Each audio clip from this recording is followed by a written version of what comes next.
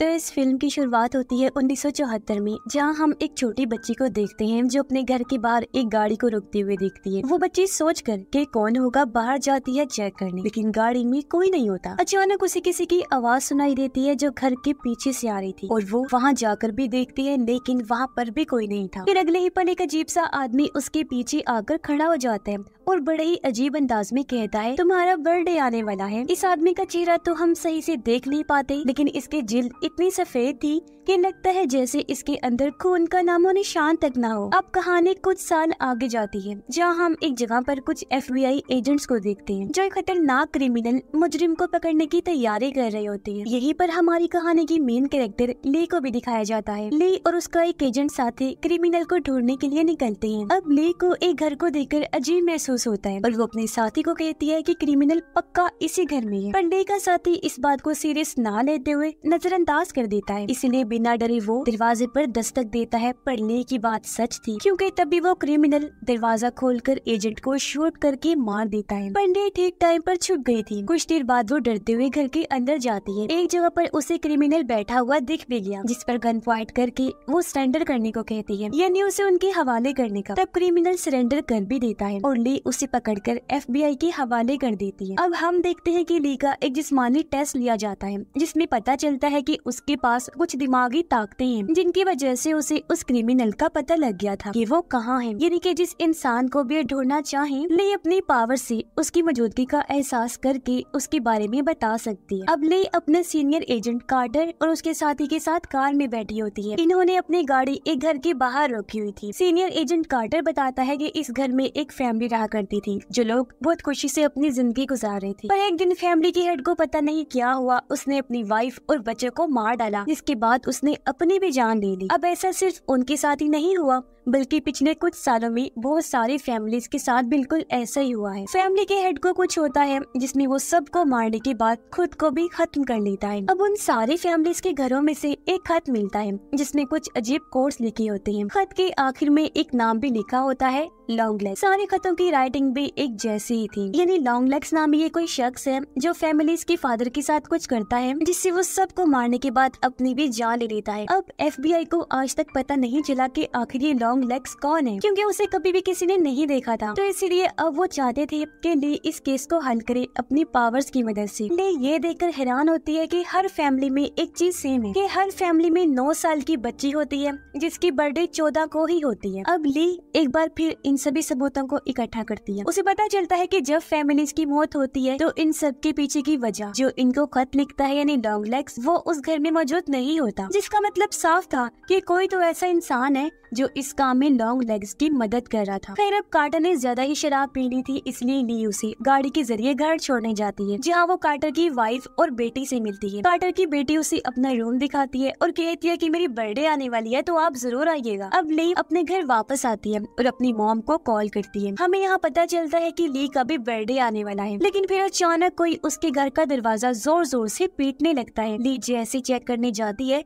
उसे वहाँ कोई नहीं मिलता। जैसे ली खिड़की से बाहर देखती है, उसे एक अजीब परछाई दिखती है। ली घबराते हुए अपनी गन उठाती है और दरवाजा खोलकर बाहर जाती है, लेकिन वो परछाई वहाँ से गायब हो चुकी थी। अचानक उसे अपने घर के अंदर किसी की मौजूदगी महसूस होती है। जब ली वापस अंदर आती है तो वहाँ कोई नहीं होता सिवाय एक खत के, जो वहाँ न जाने किसने रख दिया था। उस लेटर पर लिखा होता है कि इसे 14 जनवरी से पहले मत खोलना, क्योंकि 14 जनवरी को ही ली की बर्थडे थी। ली से रहा नहीं गया और वो उस खत को खोल लेती है, जिसमें लिखा था हैप्पी बर्थडे। साथ ही में वही कोड्स भी लिखे हुए थे जो उन फैमिलीज के खतों में भी थे, जिसका मतलब था कि ये खत भी लॉन्ग लेग्स ने ही रखा है। अब ली फिर उन कोड्स को डिकोड करने लगती है ताकि समझ सके कि इनका क्या मतलब है। पर इतने में ही एजेंट कार्टर की कॉल आ जाती है और वो उसे एक नई क्राइम सीन पर बुलाता है।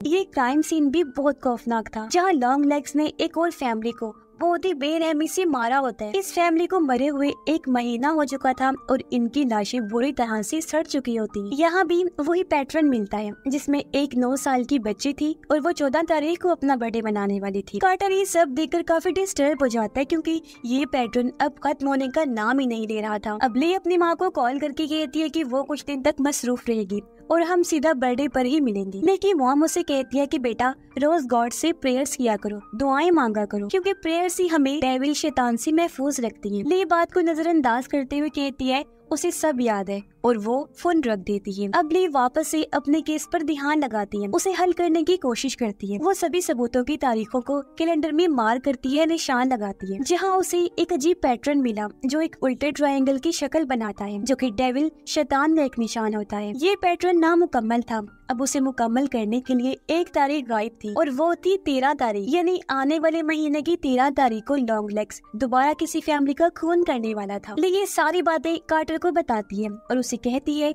कि लॉन्ग लेग्स ने अपने खत में बार बार लिखा है कि उसे कैमरा फैमिली को मारने में सबसे ज्यादा मजा आया था। कैमरा फैमिली कुछ सालों पहले मार दी गई, जहाँ फैमिली हेड ने अपनी पूरी फैमिली को तो मार ही डाला था, पर साथ में एक प्रीस्ट को भी कत्ल कर दिया था जो उनके घर में आया हुआ था उस टाइम। मगर फैमिली हेड की बेटी, जिसका नाम कैरी था, वो बच गई थी क्योंकि वो उस टाइम स्कूल गई हुई थी और फिलहाल वो एक मेंटल अजाइलम में। ये सुनने के बाद ली और कार्टर उस फार्म हाउस पर जाते हैं जो कैमरा फैमिली का था। वहाँ कुछ देर खोजने पर उन्हें एक ताबूत मिलता है जिसमें एक डॉल थी जो बिल्कुल कैरी जैसी लग रही। डॉल को चेक करवाने पर पता चलता है कि ये डॉल किसी ने हाथों से बनाई है और इसके सर में एक मेटल की बॉल है। इसे छूने पर ली को अजीब सी वाइब्रेशन महसूस होने लगती है। इन वाइब्रेशंस की वजह से ली को कुछ अजीब ख्याल आती है, जिसमें वो कुछ सांप देख रही होती है। उसे ये भी एहसास होता है कि ये डॉल किसी तरह से बुरी ताकत से जुड़ी हुई है। इसके बाद एक फ्लैशबैक दिखाया जाता है, इन्हीं पास्ट का गुजरा हुआ सीन, जिसमें हम लॉन्ग लेग्स को ये डॉल बनाते हुए देखते हैं, यानी कि इन डॉल्स का बनाने वाला भी लॉन्ग लेग्स ही था। इसके बाद हम लॉन्ग लेग्स को देखते हैं, जो हम पहली बार उसका चेहरा देख पाते हैं, जो वैसा ही सफेद था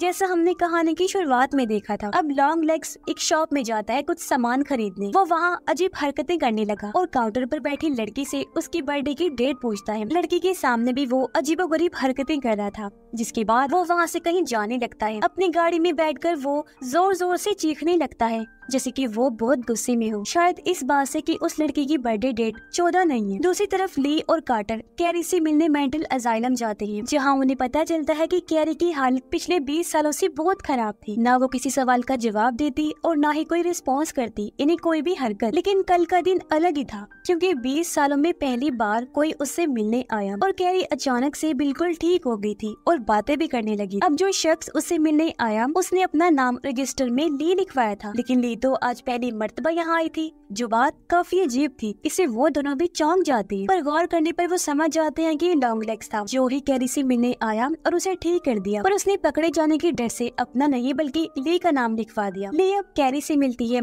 और उससे कुछ सवाल करती है। अब एक फ्लैशबैक में दिखाया जाता है कि कैरी के डैड ने किस तरह पहले उस प्रीस्ट को मारा और फिर अपनी वाइफ को भी। ये सारा नजारा हम उस डॉल के नजरिए से देख रहे हैं जो वहाँ घर में पड़ी थी। ली कैरी से पूछती है कि कल उससे मिलने कौन आया था। कैरी कहती है कि जो भी आया था मैं उस शख्स को कभी नहीं भूल सकती और उसकी किसी भी बात को मानने के लिए मैं तैयार हूँ। अगर वो कहे कि ली को मार दो, मैं फौरन ये काम कर दूंगी, और अगर वो कहे कि मैं छत से कूद जाऊँ तो बिना देरी किए खुशी खुशी मैं ये काम भी कर दूंगी। कैरी यहाँ किसी मिस्टर डाउनस्टेयर्स का भी नाम लेती है, लेकिन वो कौन है ये फिलहाल हमें नहीं बताया जाता। मगर ली फिर कैरी से डॉल के बारे में पूछती है और वो कहती है कि उसे डॉल के बारे में सब कुछ भूल गया, जैसे कि तुम भूल गई हो। खैर अब इसके बाद ली कार्टर से मिलती है और कहती है कि शायद इन डॉल्स में कुछ ऐसा है जो इन कत्लों की वजह बनता है, क्योंकि हर मरने वाली फैमिली के पास ये डॉल होती है उनकी बेटी की शक्ल में।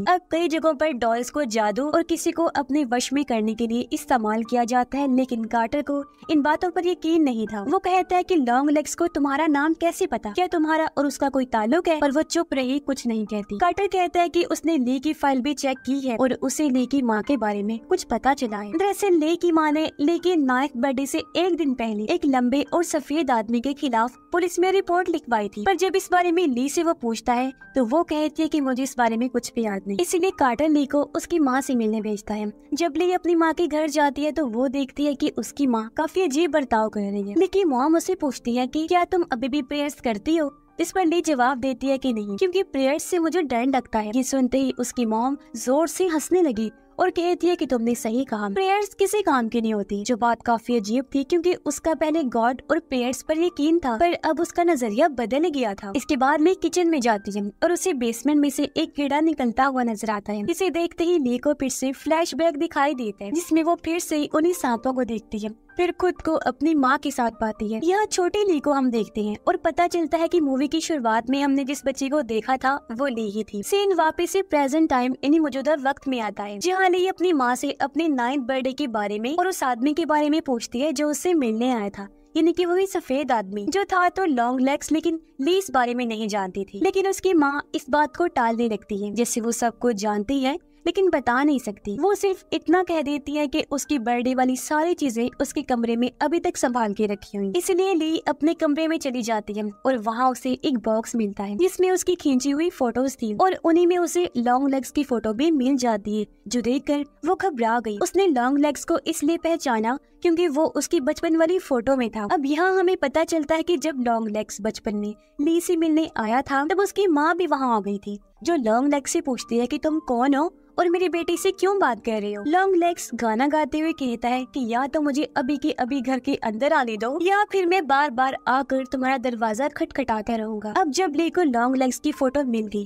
तो वो फौरन कार्टर के पास जाती है। तस्वीर की मदद से आखिरकार लॉन्ग लेग्स को पुलिस पकड़ लेती है। ऑफिसर उससे सवाल जवाब करते हैं और उसका नाम पूछते हैं। अपना नाम बताकर वो कहता है कि उसे ली से मिलना है। फिर वो ली के लिए हैप्पी बर्थडे वाला गाना गाने लगता है। फीमेल एजेंट कहती है कि उन्हें लॉन्ग लेग्स के सामान में कई सारी नोटबुक्स मिली हैं जिनमें काफी सारी शैतानी चीजें लिखी हुई हैं, जिससे साबित होता है कि लॉन्ग लेग्स डेविल की पूजा करता है, जो कि अमेरिका में बिल्कुल लीगल है, यानी कानूनी तौर पर इसकी इजाजत है। लेकिन इन्हें अभी तक कोई ऐसा सबूत नहीं मिला कि लॉन्ग लेग्स ने वो सारे खून किए हैं। कार्टर कहता है कि उन्होंने लॉन्ग लेग्स को पकड़ लिया है, इसलिए अब डरने की कोई बात नहीं है। लेकिन ले कहती है कि अब भी लॉन्ग लेग्स का एक साथी बाहर घूम रहा है जिसके बारे में हमें कुछ नहीं पता, और वो ट्रायंगल पूरा होने में 13 तारीख चाहिए थी, जो आज की ये डेट है, जिसका मतलब है कि लॉन्ग लेग्स का साथी आज किसी न किसी को तो जरूर मारेगा। ले लॉन्ग लेग्स से मिलने जाती है और उसे फिर से अपना बचपन याद आता है जब लॉन्ग लेग्स ने कहा था कि वो मिस्टर डाउनस्टेयर का दोस्त है। अब ले लॉन्ग लेग्स के पास जाकर उससे पूछती है कि तुम्हारा साथी कौन है और डाउनस्टेयर्स के बारे में भी पूछती है कि वो कौन है। लॉन्ग लेग्स बोलता है कि इस बारे में तुम अपनी माँ से क्यों नहीं पूछ लेती, वो ज्यादा अच्छे जवाब देगी तुम्हें। जिसके बाद वो यहाँ कुछ क्लोज इशारे वगैरह देता है जिनके बारे में हमें आगे पता चलेगा, लेकिन वो सारे ही क्लोज बहुत चौंका देने वाले। अपनी माँ का नाम सुनकर ले कहती है कि इन सब में मेरी माँ का क्या लेना देना, वो तो कुछ नहीं जानती इस बारे में। जिसके बाद लॉन्ग लेग्स हेल सेटन यानी कि डेविल की जय यानी कि शैतान जिंदा है बोलकर अपना सर जोर से टेबल पर मारता है, जिससे उसकी नाक और जबड़ा टूट जाता है और खून में वो भर जाते हैं और वही उसकी मौत हो गई। वहीं कार्टर बताता है कि कैरी ने भी मेंटल असाइलम से कूदकर अपनी जान दे दी है। अब ली और फीमेल एजेंट ली की माँ के पास जाते हैं लॉन्ग लेग्स के बारे में पूछने के लिए। ली अकेली अपने घर के अंदर जाती है, लेकिन उसकी माँ घर में नहीं होती क्योंकि वो फीमेल एजेंट के पीछे होती है जब वो गाड़ी में बैठी हुई थी। एजेंट देखती है कि यहाँ ली की माँ के अलावा एक और कार भी है जो कि लॉन्ग लेग्स की कार थी। अब तभी एक गन से ली की माँ फीमेल एजेंट को शूट करके मार देती है। ली जैसे ही गन की आवाज सुनती है वो खिड़की से बाहर देखती है, जहाँ वो सामने का नजारा देखकर काफी घबरा जाती है। अब ली जब घर से बाहर आती है तो उसकी माँ ने एक डॉल पर भी गन पॉइंट की हुई थी। वो ली से कहती है कि तुमने उसे पकड़ लिया और अब वो आजाद है और तुम भी। ये कहते ही उसकी माँ गन चला देती है जिससे डॉल का सर उड़ जाता है और उसके सर से काला धुआं निकलता है। यही धुआं ली के सर से भी निकलता है जिससे वो वहीं बेहोश हो जाती है। अब इसके बाद हमें एक और फ्लैशबैक दिखाया जाता है जिसमें पूरी कहानी हमारे सामने आती है। तो असल में लॉन्ग लेग्स एक डॉल मेकर है जो डेविल के लिए काम करता है। वो डेविल को ही मिस्टर डाउनस्टेयर कहता है। उस दिन लॉन्ग लेग्स ली को भी एक डॉल देने आया था और इसी डॉल की वजह से ली को अपने बचपन का कुछ याद नहीं था। अब डेविल ली को मारना चाहता था तो अपनी बेटी के लिए ली की माँ ने डेविल से एक डील की कि अगर वो उसकी बेटी को जिंदा छोड़ देगा तो वो लॉन्ग लेग्स की मदद करेगी। यानी कि ली की माँ ही इतने टाइम से लॉन्ग लेग्स की साथी थी। लॉन्ग लेग्स अलग अलग लड़कियों के लिए अलग अलग डॉल्स बनाता था जो उन लड़कियों की शक्ल जैसी ही हुआ करती थी और ली की माँ एक नन के रूप में लोगों के घर जाया करती थी। वो उन फैमिली से कहती थी कि आपकी बेटी ने चर्च की तरफ से एक डॉल जीती है और चर्च के नाम पर लोग उन पर शक भी नहीं करती थी। इन डॉल्स के अंदर खुद डेविल होता था जो कि घर के डैड को करप्ट करता था, यानी उसका दिमाग अपने कंट्रोल में कर लेना, उसे पोजेस कर लेना, जिससे वो पूरी फैमिली को मारकर अपने भी जान ले लिया करता था। घरों में जो लॉन्ग लेग्स का लेटर मिलता था वो भी ली की माँ ही रखती थी। इस वजह से लॉन्ग लेग्स घरों में जाए बिना ही लोगों को आराम से मार देता था ताकि वो सेटन को कुर्बानी दे सके। फिर अब फ्लैशबैक खत्म होता है और ली की आंख उसी जगह पर खुलती है जहाँ लॉन्ग लेग्स डॉल बनाता था। ये जगह और कहीं नहीं बल्कि उसके घर की बेसमेंट में है जहाँ लॉन्ग लेग्स काफी सालों से रह रहा। तभी ली को एक फोन आता है जिसमें एक शैतानी आवाज कहती है, तुम कार्टर की बेटी की बर्थडे पार्टी में जाने के लिए लेट हो गई हो। ली को याद आता है कि आज कार्टर की बेटी का बर्थडे है सच में, जिसका मतलब था कि एजेंट कार्टर की फैमिली ही डेविल का अगला शिकार है, क्योंकि उसकी भी बर्थडे 14 को ही होती है। इसलिए वो फौरन लॉन्ग लेग्स की गाड़ी में बैठकर कार्टर के घर पहुंचती है। ली जब कार्टर के घर गई तो वो देखती है कि उसकी माँ पहले ही वहाँ मौजूद है और कार्टर की बेटी जैसी दिखने वाली डॉल भी वहाँ रखी हुई है। और तो और कार्टर और उसकी वाइफ दोनों ही बहुत अजीब बिहेव कर रहे हैं क्योंकि डॉल ने अपना असर दिखाना शुरू कर दिया था। दोनों हस्बैंड वाइफ अब किचन में केक लेने जाते हैं जहाँ कार्टर एक चाकू से अपनी वाइफ पर वार करके उसे मार देता है, जिसके बाद वो अपनी बेटी को मारने के लिए उसे ढूंढता है, पर मजबूरन ली कार्टर को शूट करके उसे मार देती है। ये सब देखकर ली की माँ भी अपने बैग से एक चाकू निकालती है और कार्टर की बेटी को मारने के लिए आगे बढ़ती है क्योंकि वो पूरी तरह से डेविल की गुलाम बन गई थी। लेकिन ली अपनी ही माँ को शूट करके उसे जान से मार डालती है। ली अब उस डॉल को भी शूट करने वाली थी लेकिन उस गन की गोलियां खत्म हो गई थी, जिसके बाद ली अब बच्ची को यहाँ से चलने के लिए कहती है। बच्ची तो तैयार थी लेकिन खुद ली रुक कर उस डॉल की तरफ घूरती रहती है मानो जैसे उसे भी डॉल ने करप्ट कर दिया हो। जिसके बाद हम लॉन्ग लेग्स को देखते हैं। जी हाँ, वो मरा नहीं था, अभी जिंदा था, जो कह रहा होता है हेल सेटन और बुरी तरह हंसने लगता है, जिससे हम समझ पाते हैं कि कुछ भी खत्म नहीं हुआ बल्कि फैमिलीज की मौतों का सिलसिला तो एक बार फिर शुरू होने वाला है क्योंकि लॉन्ग लेग्स भी जिंदा है और लेके हाव भाव देकर लग रहा है इसे वो भी करप्ट हो गई है और अब अपनी माँ की तरह वो भी लॉन्ग लेग्स का साथ देगी क्योंकि ली की बर्थडे भी 14 को होती थी तो इसलिए डेविल उसे मारना चाहता था, पर क्योंकि उसकी माँ ने शैतान से डील कर ली थी इसलिए उसने ली को नहीं मारा क्योंकि उसकी माँ लॉन्ग लेग्स का साथ दे रही थी। पर अब वो ये काम उसकी माँ की जगह ली से करवाने वाला था और इसी भयानक एंडिंग के साथ ही ये कहानी इधर ही खत्म हो जाती है।